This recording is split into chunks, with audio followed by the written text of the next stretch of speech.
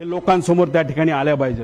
ह्याची एक डिस्कशन ह्याच्यामध्ये तुम्ही बघितली, today once again a important flight had to be cancelled as number 1 of PSC has been found to be badly drunk, दारू पिला होता। त्याच्यामध्ये बरंच काय दिलं की तुम्ही पार्टी करता, हे करता, आणि त्याच्यात may I request my dearest colleagues, captain Sunny जो खन्ना कोण असेल, कॅप्टन रंधवावा, आणि स्टार केलंय कॅप्टन सुमित द ग्रेट, म्हणजे दारू प्यायचा विषय आल्यानंतर द ग्रेट सुमित कॅप्टन, आणि खाली आहे कॅप्टन रोहित। आता तो सिंग आहे का?